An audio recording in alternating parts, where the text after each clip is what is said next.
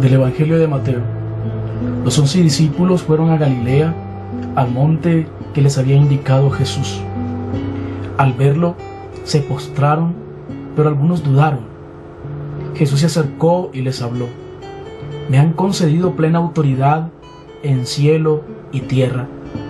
Vayan y hagan discípulos entre todos los pueblos, bautícenlos, consagrándolos al Padre y al Hijo y al Espíritu Santo, y enséñenles a cumplir todo lo que yo les he mandado.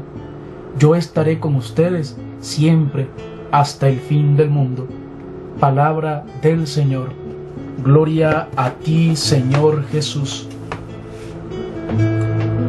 El Evangelio de Mateo del día de hoy habla por primera vez de la reacción de los discípulos ante el acontecimiento de la resurrección.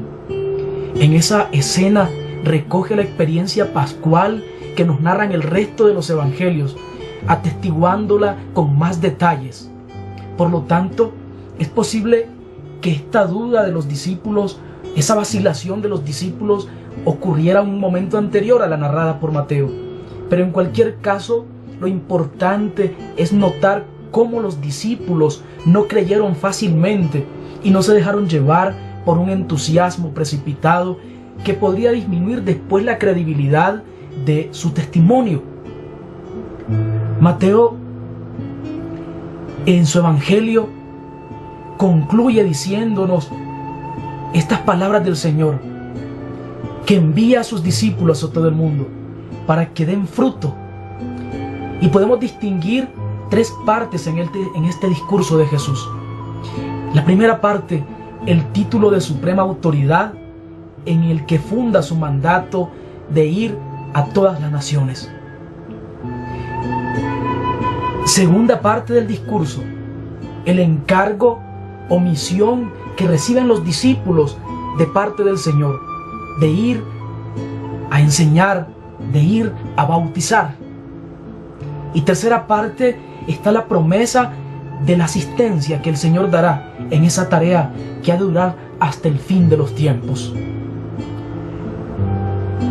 Los 11 que representan el nuevo pueblo de Dios están en Galilea. El evangelista Mateo los sitúa en el monte, en un monte señalado por Dios, por Jesús en Galilea. ¿Y por qué no en Jerusalén? Porque Jerusalén significa la mentira. Porque en Jerusalén los dirigentes religiosos se empeñaron en mantener aquella mentira como si fuese una verdad. Y en Galilea es donde Jesús da curso a la realidad duradera del nuevo pueblo de Dios. Es ahí donde inicia su ministerio. Y es allí donde los discípulos van a iniciar también el mandato del Señor de ir a todo el mundo. En Jerusalén no hay nada que hacer.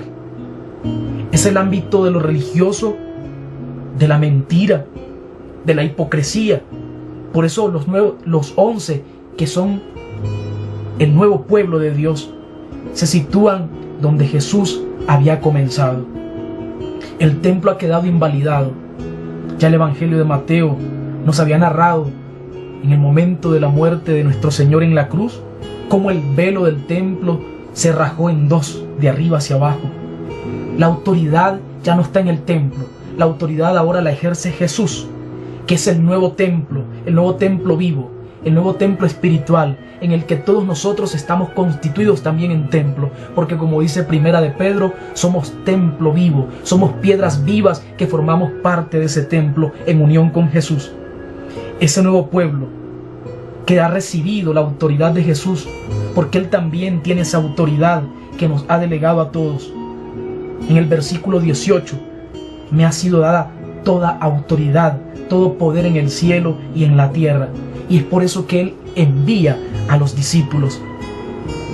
A partir de su muerte y de su resurrección, Jesús se ha constituido entonces en Señor y ha recibido el nombre sobre todo nombre. Y consciente de esa potestad, el Señor envía a sus discípulos, a sus apóstoles, a proclamar el Evangelio a todo el mundo. La resurrección y ascensión del Señor significa la universalización de su obra.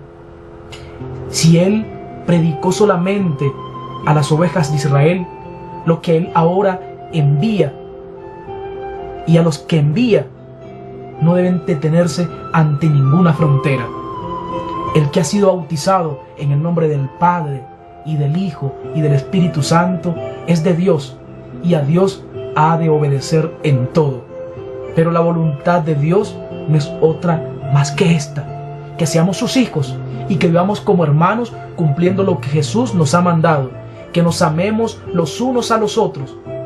Y Mateo va a concluir su evangelio abriendo los ojos al final de los tiempos, cuando el Señor vuelva.